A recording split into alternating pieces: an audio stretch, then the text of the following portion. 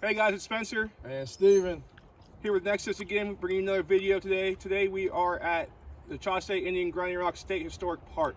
And if you look around, you can see right here behind me the actual grinding rock. It's actually the largest grinding rock in all of North America. And if you look over my shoulder here, you can see an example of one of the bark houses. That's where the Miwok people would live. So today we want to talk to you guys a little about coping skills. We know that through this whole COVID-19 pandemic, you might feel a little bit of anxiety and stress having to be on the lockdown, not being able to leave your home or see your friends very much or anything like that. So we want to talk about, give you some examples of positive coping skills and talk about why they're really important to have during this time. So first I want to talk a little bit about some negative coping skills that some people may turn to and could make things even worse for them. First one is, the use of alcohol or any other drugs. Obviously, it's not a good idea to be doing right now, especially as a young person. You have a developing brain. You don't want to kind of hinder your brain's development. Some young people also decide to turn to tobacco or vape use. What we've actually found out, the CDC came out with a study just a couple weeks back that said people who vape are actually more susceptible to COVID-19. So it could actually make you even more susceptible to getting the disease if you use the vape products that are out right now. Another negative coping mechanism would be eating too much or too little. So it could be just overeating because you're bored, or because you're so stressed out you're not eating enough, you're not getting that nutrition that you need for your body to continue to grow and your brain to continue to develop as well.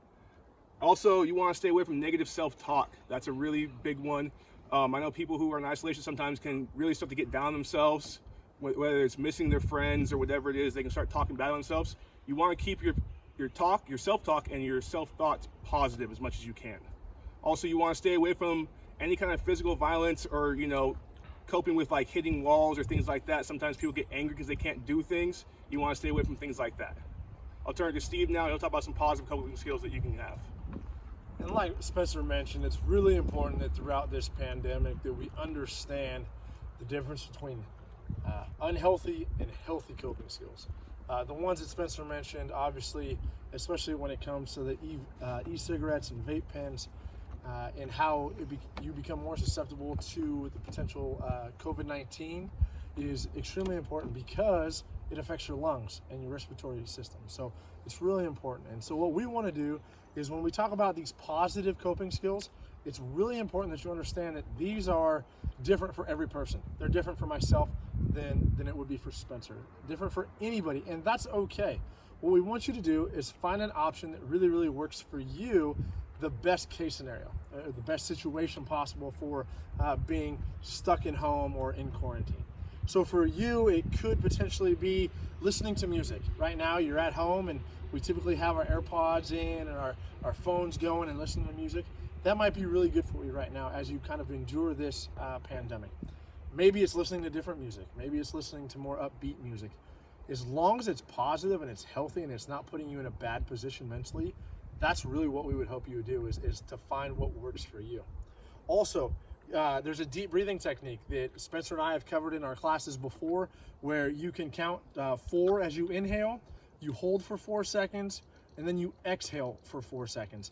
And you do that about 4 times, and you actually can feel kind of the stress that's going on in your body. You can kind of feel that your body relax. And it really is something simple that your friends and family, even if you're at the dining room table, they wouldn't notice that you're doing. Another one could potentially be the progressive muscle relaxation. You could start at your toes and squeeze your toes really, really tightly. Squeeze your calves and then your thighs and then your arms and your hands. And just go through this process where you squeeze those muscles extremely hard.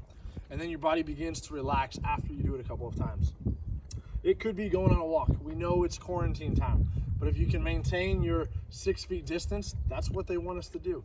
So maybe you can go work out. You can work out in the garage or work out in the backyard. Maybe you can go do some planting. Maybe you can go for a jog or take your dog for a walk. Whatever it is, we want you to do something that is healthy for you. It could be writing. Maybe you're a writer, or maybe you're a reader. Maybe you're actually learning a new hobby and you're beginning to make music. That's awesome. And we want you guys to do that. We want you to cope with this situation in the most healthy way possible. And again, it's different for me as it would be for Spencer. It's going to be different for you, and that's okay. As long as it's healthy. Spencer listed a number of things and coping skills that would potentially be unhealthy for you. And we want you to make healthy decisions when it comes to coping. because what's going to happen is the more you do these, the better off you will be throughout the rest of your life, because the coping skills will go with you. As you grow, you continue to develop them and move forward. And so we just want you guys to know the most important thing through this whole pandemic is healthy coping skills. The anxiety, the depression, the frustration, the isolation, all of those things that you could be experiencing. We want you to know that Spencer and I are here for you. We are going to have our phone information down below with our link, and you're going to be able to reach us at our phone, our office phone, whenever you decide you need to call somebody and talk to somebody.